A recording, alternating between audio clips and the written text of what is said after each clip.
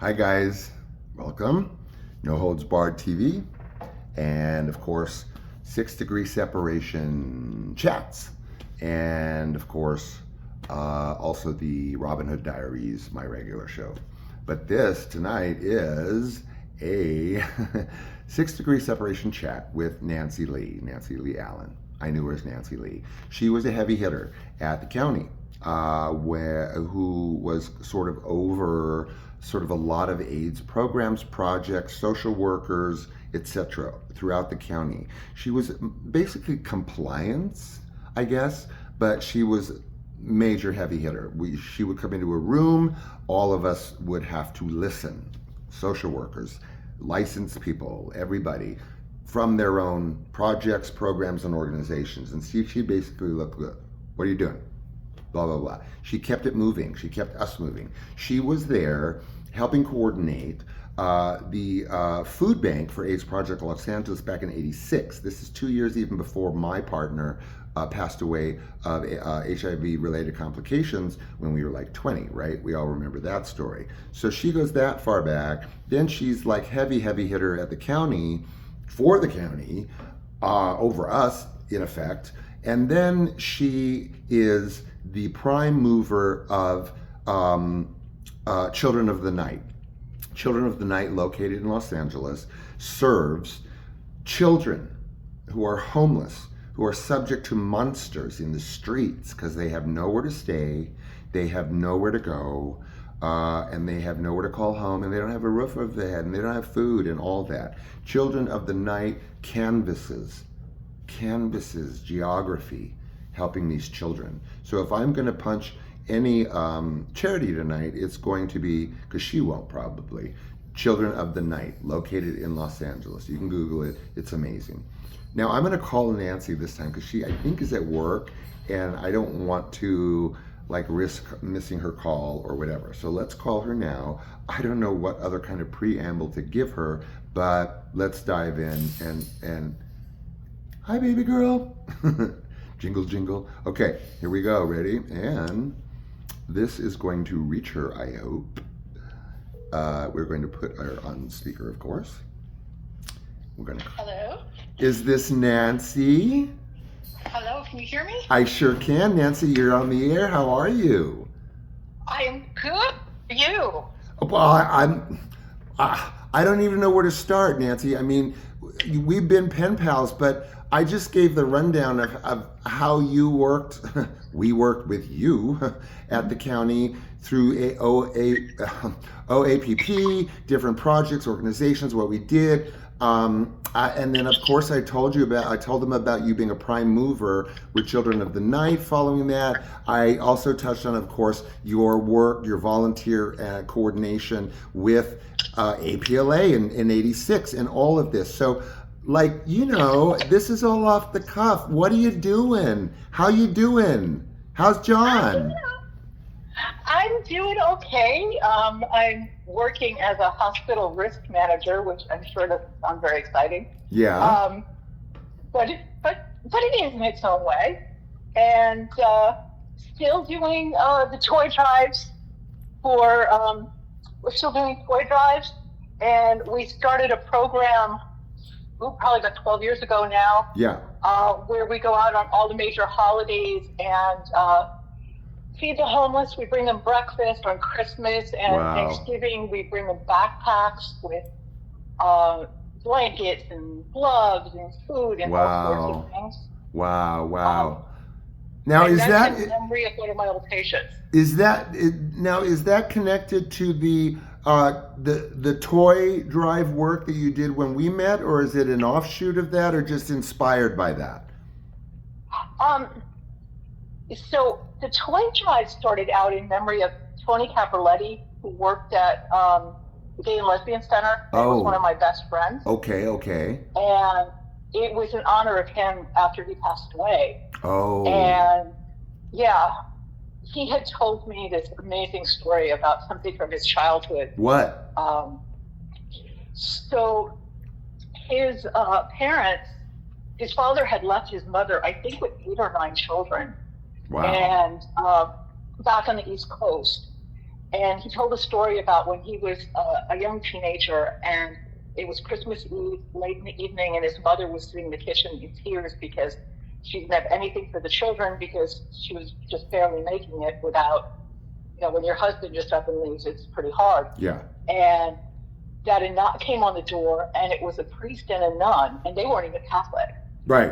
And they brought them toys for each of the children and a turkey and all the trimmings. And he told me that was one of the happiest moments that he ever saw his mother, because wow, God had answered her prayers. Right. So he passed away on my birthday. Oh wow. In December, it was December 15th. Right. And the following year, I decided to dedicate my birthday to raising toys for children affected by HIV. Wow. And I don't want to say how many years ago that was. No. I think I've been doing this for 35 years now. I thought you weren't going to say Nancy, because now you just dated me. Thank you. No, I'm kidding. Oh, I'm so sorry. Oh, please. So that's kind of, listen, your toy drive for years, right when I met you, you had it in different places. You had bands, things were taped, the toys were everywhere. Am I remembering that wrong? Oh yeah, you're remembering it correctly. Yes. The first toy drive that we ever did was at a rehearsal space in North Hollywood. Yes. And it was the same night that AC/DC was playing at the Coliseum, back when it was the Coliseum. Right. And, or maybe it was before, but AC/DC was playing that same night. What? And so we had this big jam with a bunch of the local bands, all the people who couldn't afford to go to the AC/DC concert. But then Janie Lane from Warrant, remember the band Warrant? Yeah. Oh, yeah. So Janie was backstage at AC/DC and brought all these famous people to the toy drive. Oh, my God. And my friend Eve, who works for Cherokee Studios, was at the door collecting toys. And these famous people are coming up, and she's used to famous people. And they're like trying to walk in, and she's like, no toy. You're not. What? No, I love it. And she, and I forget who it was, but it was like some major rock star, like, is standing there, and she's like, Vons is 2 blocks away, they sell toys. Oh no, I love it. And he came back with toys. Well, see, price of entry. Exactly. Speaking of which, I don't want to interrupt you, but speaking of price of entry, every guest that I have on 6 Degree Separation Chats, I ask that they mention their favorite charity. So before we forget and get in further, can you give us information on your choice? Oh, wow. I know for you. Go ahead. Actually, right now it would be South Central Los Angeles Ministry Project. Okay. They work with new immigrant families. Okay. I was their interim executive director. Of course. For 2 years. Yeah. And we all know what's going on in the United States right now with immigration. And, they could really use a shout out. Yeah. They do amazing work with families and children. Yeah. And they're awesome. And so, South Central Los Angeles Ministry Project. South Central Los Angeles Ministries Project. Yeah, otherwise known as South Central LAM. Okay, gotcha. Anyway, so like right now, what are you up to? I mean, I know, I can only imagine, Nancy. I mean, where are you now, and what are you up to, and what excites you about work or whatever? And how's John? Okay, John's good. We live in downtown Los Angeles, which is like an awesome place to live. We go walking every night. Yeah. And okay, I can embarrass us both. Yes. We're super into anime. You're kidding, really? No, we are. We're going to Anime Expo, and I love it. So no more angels? No more angels? Angel? Oh, Rock Angel? You know you liked angels. Oh, I still love angels. They're all over my Okay, room. just making You know, sure. they make they make anime angels. Oh, well, oh my God. Did you have a coronary with the first time you saw one? Actually, I did. I like I like stood there and was like I, c- I and John can't. like picked it up when I I bought it. I can't imagine because anytime I had the opportunity to bring you something, because you know you used to invite us over to your home off, I think it was Coenga, and it was always angels, angels, angels, whatever I could Oh no, I still find. love angels. Oh, that's great. I will always love angels. Good. Yeah, Well, as you know, I yes, even have one tattooed on me. yes, yes. And of course, you know, Nancy. Um, you know, I don't, you know, how can I say this? You know, when I started and I met you, I was so fledgling. I was with actually FA. No. Where was I? I think Ace testing. I think. Well, I think maybe no. That was that's where I got my clinical hours. No, it was. It was. I think it was Foothill AIDS Project, wasn't it? Yeah. Oh no, it was Um, when I was doing research for the epidemiology. I don't know. Anyway, I was just bragging to them about just you inspired me in the way that you carried yourself. And I know that sounds odd, and it's not just a manner. It was it was the grace mixed with the uh, firm advocacy for what you were doing, and it's just so to kind of nutshell that it just you walked in that room with heels, Nancy, in that white outfit with the gold buttons, and you, if you'll excuse me, pushed your balls to the wall and made sure that everything was running correctly because you had another meeting. That inspired me to really take my work seriously, take it or leave it. well, I really do. I take everything I do really seriously. Good. I love anime. Good. And rock and roll. But That I knew. yeah. No, it's like working for AIDS programs and policies Yeah, was a privilege. yeah. And it was a privilege that I was amazed I had at the age I was. Yeah. And to be able to be listened to, like what agencies truly deserved money. And Yes. if I went into an agency where things weren't going right, to be able to help them come up with ways to make it work. That's polite.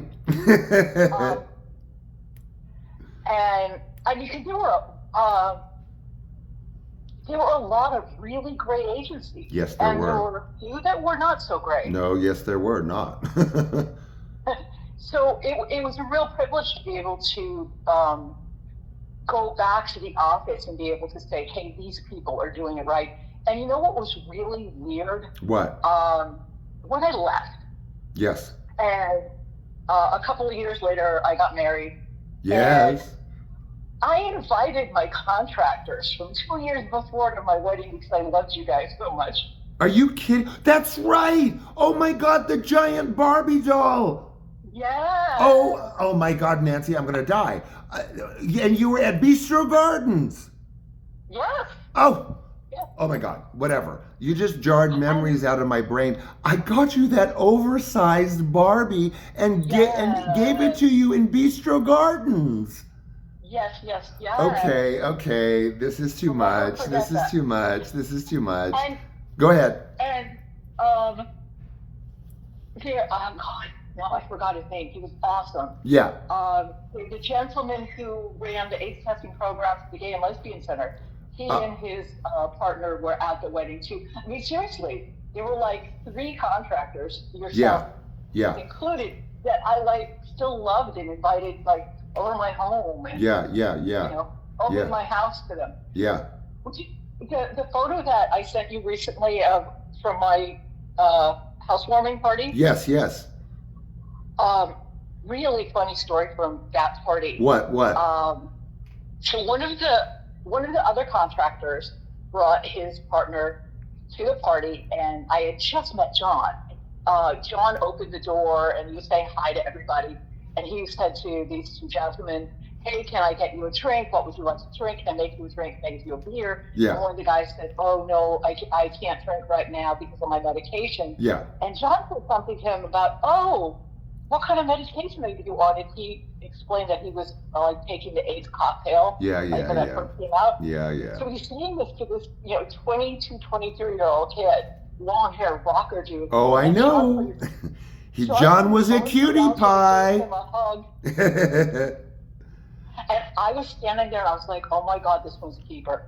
Hon, I had a crush on your husband right when you met him, but we won't go there. and don't tell John. Well, it's YouTube. Too late. Yeah. Yeah. You know, I mean, I move things along like at a frenetic pace. So can you dive in a little bit for us about your work going into, through, and your impact coming out of Children of the Night, NANCEE? Okay. I know that's a deep dive. Yeah. So how I got the job at Children of the Night was, I had been working. Can I just start from the beginning? Yes. Oh, no, we got plenty of time. Go.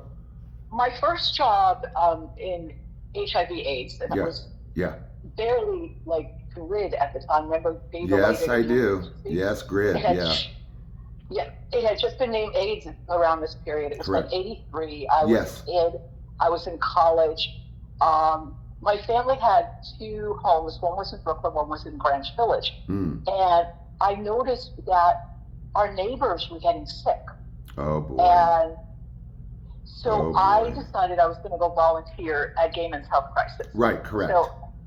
So picture me in college. Yes, in my little miniskirt. And I go popping in and I'm like, hi, I'm here to volunteer. Oh my God, I'm dying. And it's all guys. And I'm like, hi, I'm here to volunteer. And I explained that my goal in life was to go into public relations, blah, blah, blah. Yeah. So I hung out there and, did whatever I could as a volunteer as a kid with little or no talent. Yeah. And then they had just done the circus as a fundraiser and made about $300,000 back in the early 80s. That was like millions. Huge. And they were going to do the rodeo. Okay. And I was in Square Garden. Yeah. So the media director asked me to help him out, and I was helping him out, and I was doing all sorts of stuff. His name was Mark, and I was doing whatever needed to be done. And then I came in one day, and Roger McFarland, who was the executive director, pulled me aside and said, "We want you to work for us." Are you kidding? And I'm like a kid. And I'm like, "Excuse me." And he was like, "It's only going to be a temporary job, but you'll be the first woman to ever work at Gay Men's Health Crisis." He said, "We've realized ever since you've been here, we never thought that women would want to be a part of this and would dedicate themselves to it the way you have." What? So they hired me on a part-time basis. So I was the first woman to work at Gay Men's Health Crisis. Yeah, that's God. So that started my whole career. Journey, yeah. Then I moved out to LA and volunteered at APLA. Yes, correct. And went to grad school in Los Angeles. Antioch, right? I went to Antioch. Yeah. Got my master's in psychology. Yeah. Which I should have gotten one in social work, but whatever. Mine was world religion, and I ended up a case manager. So, oh well. World religion, that's fantastic. Yeah, it's major exciting and fascinating. But anyway, go ahead. So then I was working at the Hemophilia AIDS Project. Yeah. And I ran a group called the Teen Team, and it was for kids 11 to 20 who had HIV from hemophilia products. Oh my God. Wow. Yes. God. And these kids were amazing. Yeah. And because of my whole rock and roll background. Yeah. I grew up in rock and roll. You're hard ass, badass. But I mean, that's when I was 15, I was hanging out with major bands because my aunt was a rock and roll photographer. Oh, no way. I didn't know that. Yeah, that's how, and my brother is a master musician. Oh, So, oh, okay. I so got it. I was like a rocker girl without being like a groupie or anything. Yeah, I was just yeah, like this like little tag along with my aunt. yeah. And anyway, so I utilized that, and I was able to get rock and roll people, rock stars, to Yeah, do stuff for yeah, me for the kids that I worked with. yeah. And so that was awesome. And that's how Rock Angel got started with, the toy drive smallest. Oh, And that's of how it was called Rock course. Angel. Okay, I get it now. Duh. Okay. Yeah. And, okay, Yeah. um, so from there, this is what the point I wanted to get to before I Yes. get to Children Night. Yes. So the kids I was working with started passing away. Oh man. And Oh it was man. horrible. I mean, it was horrifying. I And, know. I know. I was in my 20s. I have no idea. I didn't really know how to cope I very mean, well, you even probably though do. a master's in science doesn't teach you how to cope with your own grief. Oh my God. Yes. So I decided to move to Boston. Yeah. And I moved to Boston, and in Boston, I ran a program that HIV tested individuals in the sex trade. Okay. And So, yeah. Okay. so we went out in the middle of the night, and mainly women and trans women, Yes. because there was a whole area where there was a lot of prostitution Correct. with trans women. Correct. And we would do HIV testing and to report, and it was all anonymous, but we were reporting statistics to the Yes. state Yes. of Yes. how many Research sex analysis. workers Yes. had HIV. And, Yes. and I ran the team because I was the only idiot with a master's degree who would do that at 3 o'clock Oh in the my morning God. in Listen to physical. you. You listen to you. I love it. So my team and I could not deal with the fact that like we couldn't just like leave these people. No. So we started our side project, which was helping people escape the sex industry, Yeah. giving them resources and stuff. Yeah. Like one evening, this girl was running from her pimp, and we got her in the testing van, and we drove that testing van to West Massachusetts and got her into a program. Are you kidding? I'm not kidding. So we got her like it was like, I'm sorry again, like we were young, foolish, and we drove her. We just hit her in the van, and we got her. Wow. And we had like big chunky cell phones that they had. Yes, like shoe boxes. Yes, because so we're on it. This is like the early '90s. We're like calling, and we found a program that was willing to take her, and we like brought her there. And it was so far west of Boston that there's no way this dude was going to find her. Oh well, okay, So- go. Yeah, good. That brings us to Children of the Night. Okay, So okay. When I first got back, I was working at AIDS programs and policies. Yeah, oh, yes, and you were. I was there for a while, and then they were going to start letting go the newer people because there was some kind of funding issue Yes. going on, as there always is. And Yes. Nonprofit. government. Yeah. And government. Yeah. so I got a heads up from my boss, who was awesome, that I was probably going to be the one to go because I was the most recent. Wow. And at that moment, I got the Children of the Night job. Oh my And I got God. the Children of the Night job because of what I did in Boston. Yeah, So my okay. job originally was doing street outreach to teenagers who were forced into pornography and prostitution. Oh my God, really? Yeah, so we Wow. would ride up and down Sunset Boulevard and Santa Monica Boulevard, Oh my God. and we would give out condoms because that's how you get people to talk to you. Yeah. And we had these little plastic cards that were basically with the information about Children of the Night. Yeah. Letting them know that, here's the 800 number. And they were plastic coated because they could like hide them in bushes in the dirt and stuff. I know. And if they needed, they could go back and get them. You'd have to hide your belongings in bushes where you hope no one would go or find, and then you would. Well, anyway, I don't need to tell you that. Go ahead, dear. Yeah, and they would hide the cards too, Yes. and that could fit in with their pimps. Yes. Like Yes. especially for the girl. Yes, Because the correct. boys didn't really have pimps, but the girls did. Yes. And then they would hide them, and then if they wanted to escape, they would call the 800 number, and there was like a whole amazing system that Dr. Lois Lee had set up of how kids would get rescued and then get to the shelter And the shelter, calling it a shelter is like crazy. No, I crazy, I remember know. one time somebody from one of the regular shelters in LA came over Yes. to the Hill Night shelter was, and she was like, "What the heck is this? The F in Hilton?" Yeah, And it yeah, was yeah. beautiful. It was Yeah. beautiful. Yeah, I know, The huh? kids were treated like I mean they were treated so well. Oh, and So oh my God. oh Thank God for you guys. I mean, on so oh many levels. Anyway, go ahead. you have a young son, so I I'm can't. sure it like really touches your soul that like anybody would do that to a child, Let's but people do. let's not go there, okay? Exactly. But but just like when you love kids so much, it's like you can't believe people would do this. No, I can't. But we were able. I mean, it was amazing. I mean, we rescued children. I think it was an 80% success rate of helping kids stay Wow. off the street, getting them through high school. A lot of kids were able to get into college. Oh my Um, God. I still talk to some of these little. Oh, and I used to call them my angel babies because I love angels. And I still talk to some of my angel babies. They have found me on Facebook,